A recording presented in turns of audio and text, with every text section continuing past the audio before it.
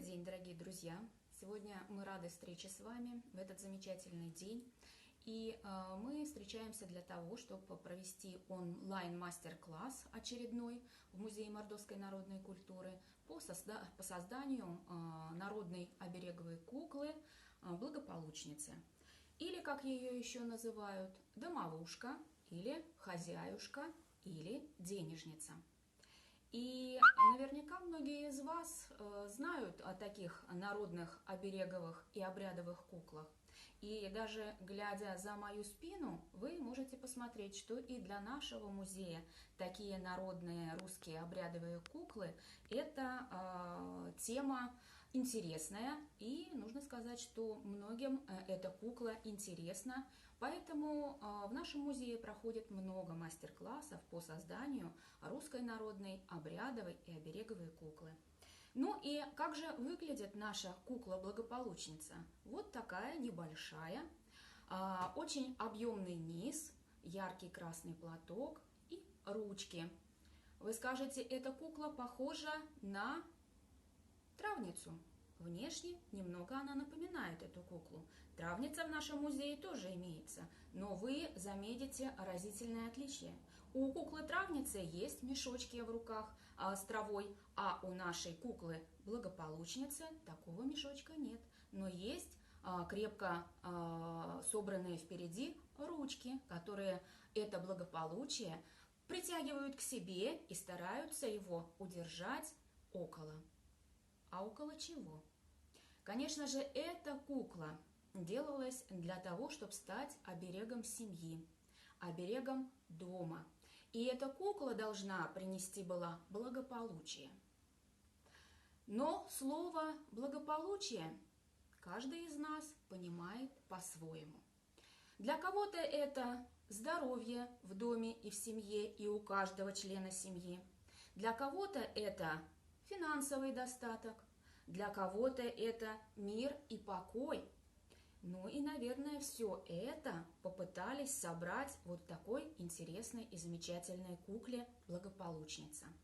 Я думаю, что вам будет интересно посмотреть, как она делается, потому что принципы изготовления народных кукол, они практически стандартны, и зная правила складывания той или иной куклы, любую последующую можно очень легко и без труда тоже сделать.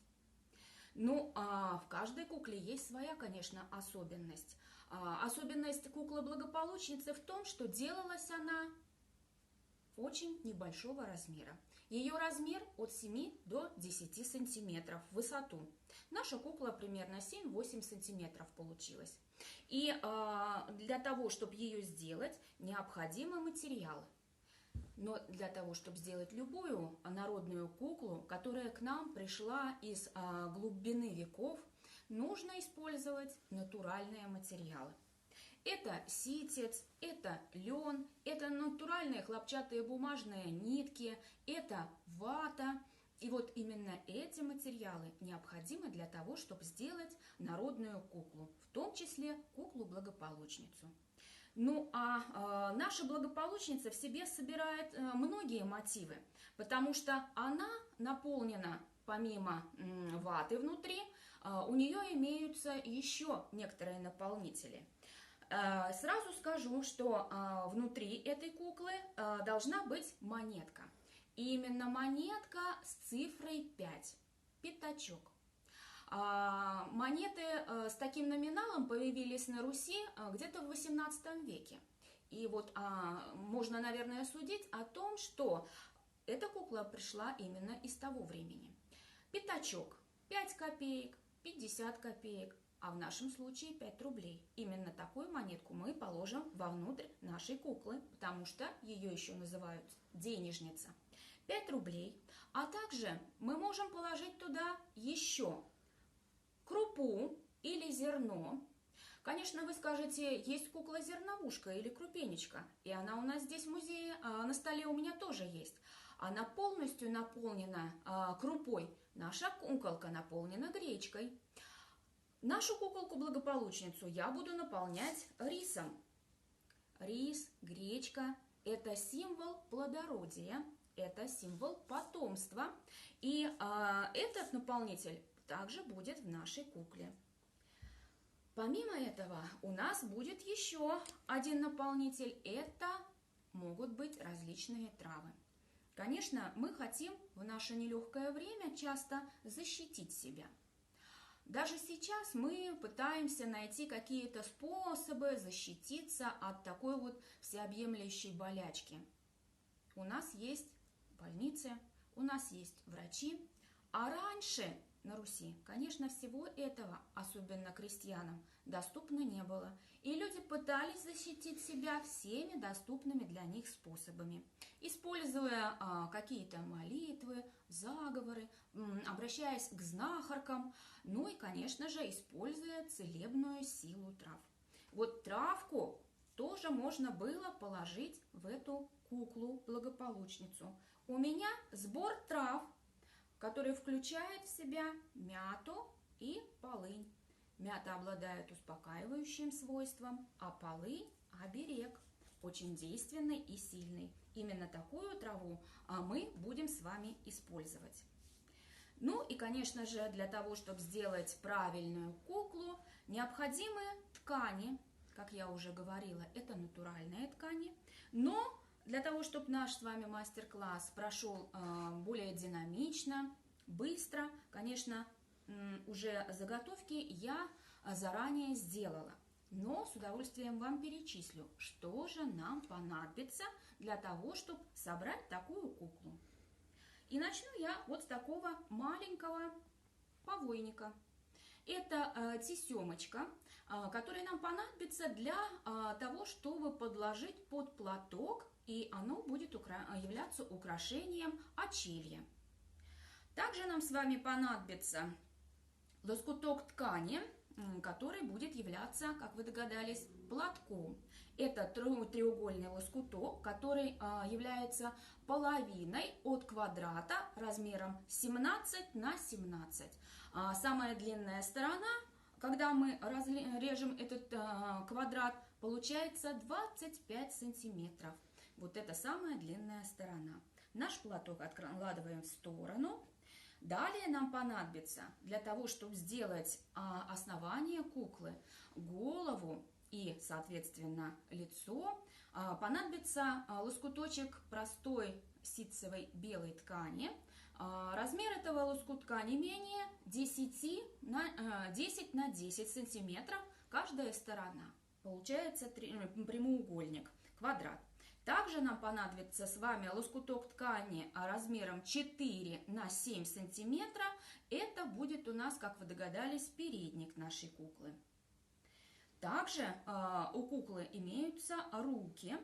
Я не стала брать простую белую ткань для того, чтобы оживить немножечко нашу куколку. И как вы можете понять, что рубаха не всегда была белой, она была немножко нарядной. Вот такой лоскуток ткани прямоугольной формы 4 на 20. Это в будущем будет наша с вами ручка у куклы.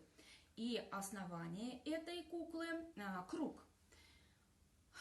Вырезают юбку из квадрата. Квадрат тоже мы берем с вами где-то стороны этого квадрата 17 на 17. Мы его складываем.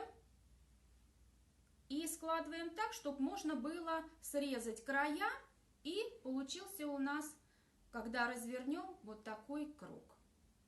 Ну, конечно, когда нужно будет наполнить нашу куклу, для головы мы используем вату, обычную вату. И чтобы наполнить нашу юбочку, она должна иметь достаточно пышные формы. Материал, который придает объем, вы тоже прекрасно знаете, это синтепон. Ну и когда мы будем готовить нашу куколку, будут появляться обрезки от нашей юбочки, от синтепона. Ничто мы не выбрасываем. Если где-то остаются нитки, остаются лоскутки ткани, мы это все в будущем будем закладывать в юбочку этой куклы. Но не забудем про пятачок. Это очень главное. Так мы с вами начинаем собирать нашу куклу-благополучницу. Но какие еще особенности нужны для того, чтобы начать делать, наверное, любую обрядовую и обереговую куклу? Это настрой человека, который будет это делать. Душа должна быть спокойной, помыслы чисты. Ничто не должно волновать и беспокоить того, кто будет делать эту куклу. А кто же делал эту куклу? Делала эту куклу исключительно женщина. Женщина в возрасте или женщина молодая. Кукла это для семьи, для дома.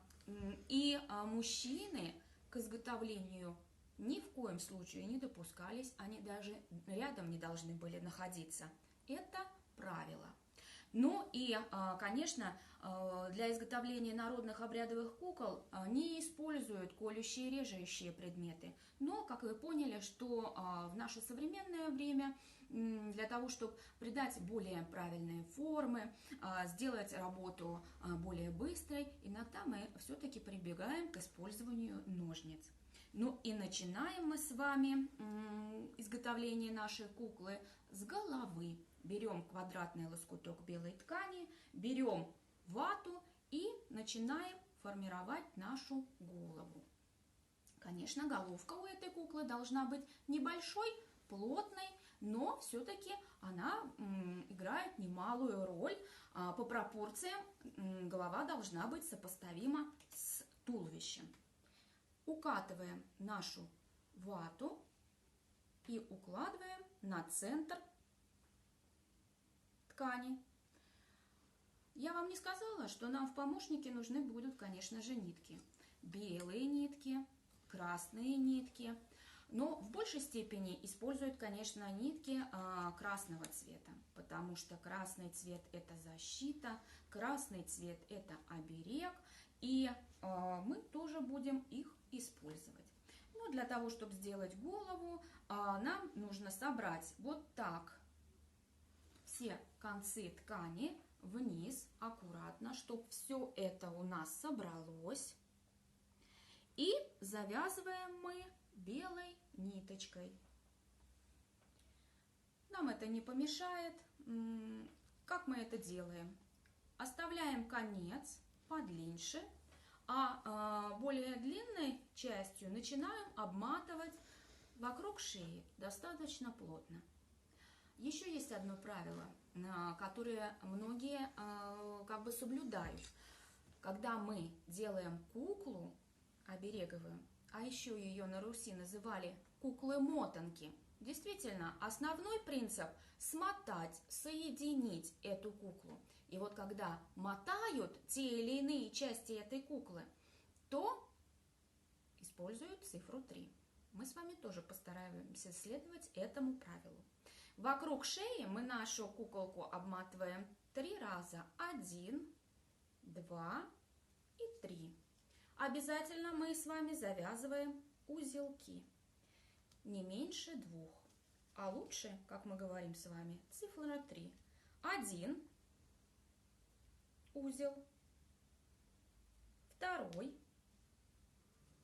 И чтобы закрепить надежно, 3. Вот что у нас с вами получилось. Голова. Конечно, там, где у нас наиболее ровная часть, это у нас будет сторона лица. Ну, конечно, вы знаете прекрасно, что у обрядовых кукол и обереговых лица не было. Не рисовали ни лица, не делали ни глаз, ни носа, ни рта, потому что считали, что кукле лица и, главное, глаз не пристало иметь, чтоб не вселилась душа, дух не вселился в куклу. Как мы с вами говорили, что на голове у нас будет повойник. Это внутренний платок или внутреннее украшение, которое необходимо было в костюме или в головном уборе, чтобы верхний головной убор не пачкался, и волосы были уложены и собраны аккуратно этим вот повойником. Мы укладываем с вами таким образом повойник. Вот так он у нас будет выглядеть.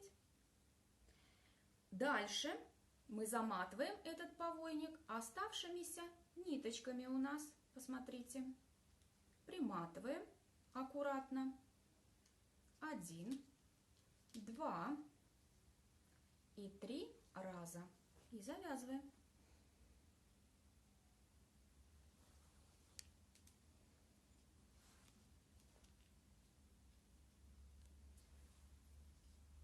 Ниточки опускаем вниз. Вот так у нас получается. Дальше мы с вами приступаем к изготовлению рук. Голову откладываем в сторону. Вы помните, что для рук нам нужен вот такой лоскуток ткани. Начинаем складывать с края, как бы такой плоский жгутик. С одной стороны часть ткани вовнутрь, и с другой стороны заворачиваем вовнутрь. Получается вот так. И потом мы складываем еще раз пополам, для того, чтобы вот эти концы, края ткани, махрящиеся, убрать вовнутрь. Иногда мы делаем просто вот так, а краешек стола проводим об ребристую часть, чтобы это все у нас хорошо соединилось.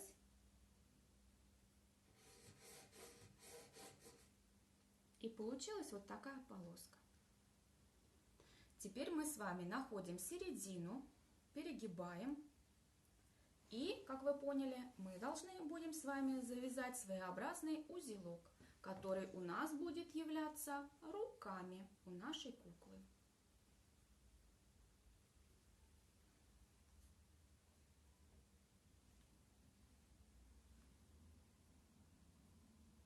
Вот так это получается. Что мы делаем дальше? Дальше мы должны будем с вами привязать ручки к нашей кукле. Каким образом? Казалось бы, они лежат у нас по юбочке, но мы делаем это сейчас. Вот так на головку укладываем эти ручки по бокам. Вот сверху получается завязочка. Плотно по голове мы не делаем это, оставляем вот такой небольшой зазор, чтобы потом можно было спокойно и легко опустить руки нашей куколки вниз. Берем еще одну веревочку и также, не забываем про цифру 3, начинаем обматывать вокруг. 1, 2 и 3. И, конечно же, не забываем завязать.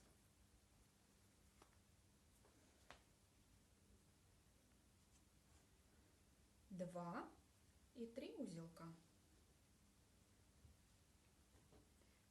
Веревочки у нас остаются висеть, если они у нас оказались длинными. Ручки у нас пока остаются наверху. И эту заготовочку, голову с руками, мы тоже пока откладываем ненадолго. А теперь с вами переходим к основной части, к созданию вот такой вот юбочки. Как вы помните, нам необходим лоскуток ткани вот такой формы, круглый.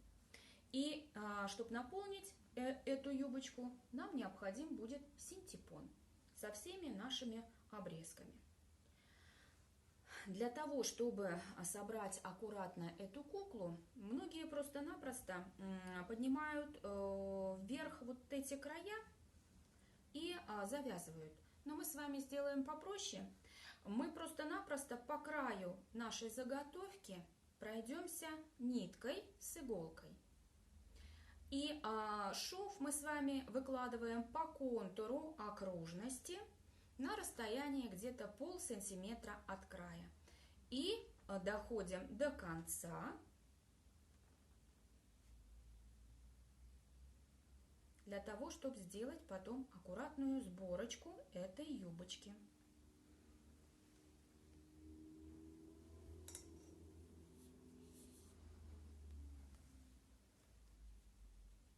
Дошли мы с вами до края.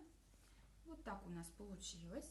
Если мы ниточку потянем, начинает собираться наша юбочка.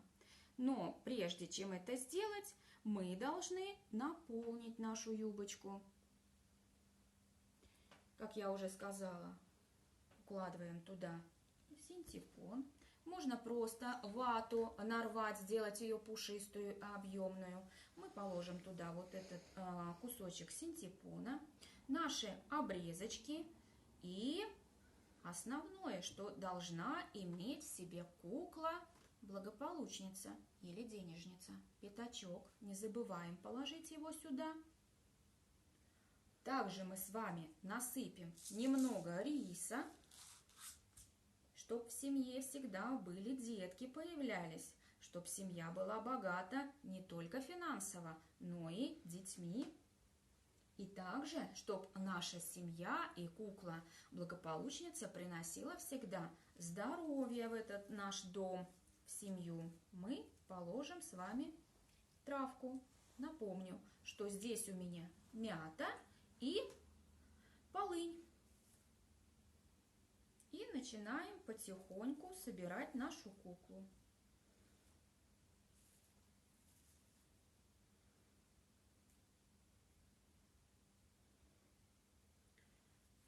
Там, где у нас нитка начиналась, конечно же, есть узелок. Мы его с вами вот так не будем срезать, но эту ниточку тоже тянем на себя с двух сторон. Иголка нам теперь не нужна. Начинаем вот так стягиваться. И посмотрите, какая юбочка у нас получается. И вы прекрасно понимаете, что нам теперь нужно соединить верхнюю часть, голову и юбку. И для этого мы с вами берем и усаживаем нашу головку в центр этой пышной юбочки. Поправляем туда все ниточки, убираем, сажаем как можно глубже и собираем. Смотрите, как она утягивается.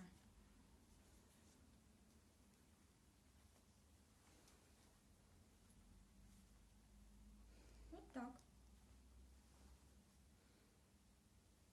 И теперь мы должны будем обмотать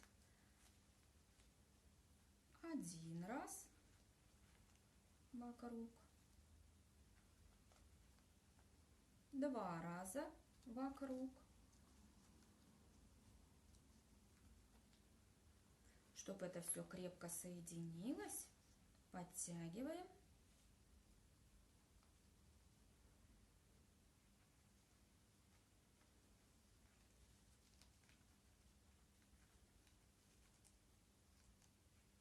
И завязываем 3 узелочка.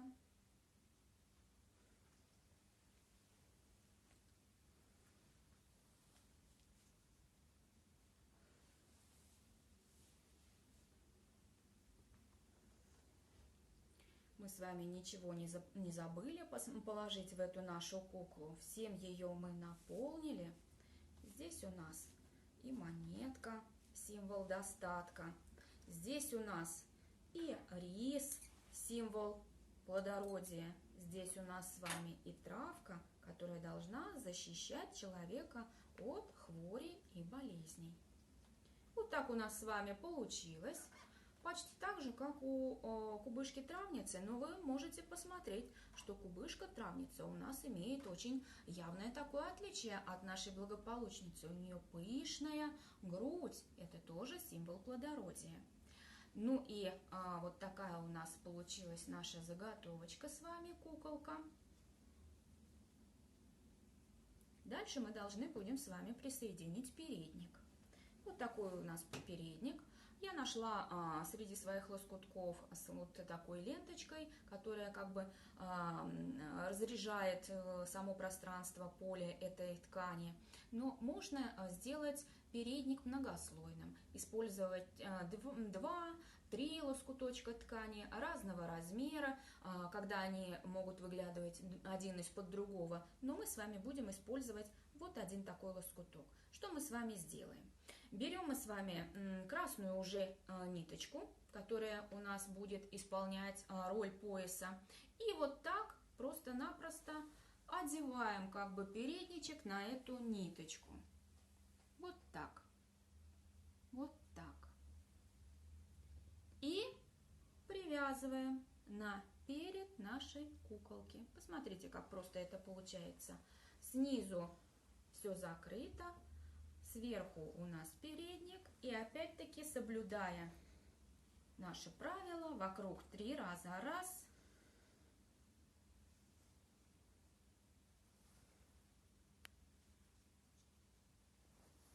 два и 3. И завязываем наш поясочек немного на бок нашей куколки.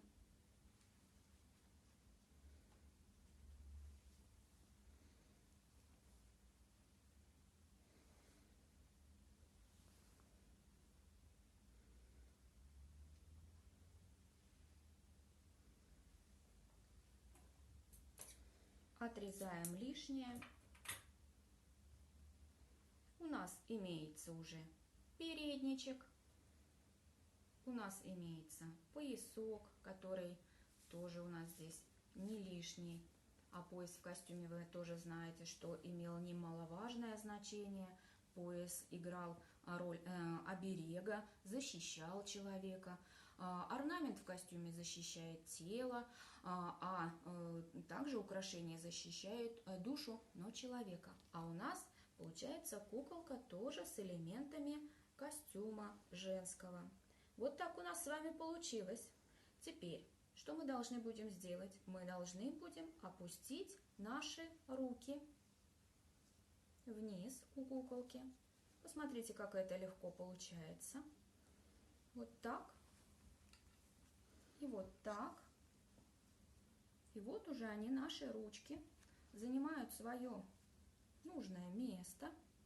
Впереди, как я уже сказала, эти руки защищают то, что есть в семье, защищают то, что есть в доме, как бы притягивают все на себя и никому никогда не отдадут. Как вы можете догадаться, нам с вами осталось сделать лишь повязать головной убор, платочек. Вот такую косыночку мы с вами берем и загибаем край длинный самый в серединку, не боимся загнуть побольше, и повязываем на нашу куколку. Так, чтобы повойник был виден. Ну, а повязываем мы эту куколку как бабушку. Собираем вперед конечки. Вот так.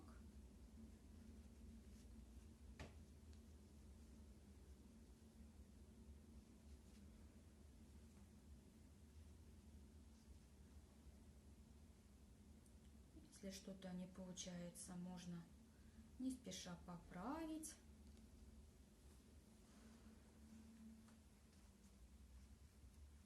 Эти куклы хороши тем, что они поддаются исправлению, если что-то у вас не получается. Но, с другой стороны, также одной из особенностей изготовления этих кукол является то, что куклу эту нужно сделать за один присест. Если вы вдруг вспомнили о каких-то делах и вам нужно уйти, ни в коем разе этого делать нельзя. Если вы сели делать обрядовую куклу, обереговую, сделайте ее до конца и уже приступайте к другим делам. Нужно это делать исключительно за один присест. Вот так у нас получилось. Платочек мы с вами повязали. Повойник у нас имеется.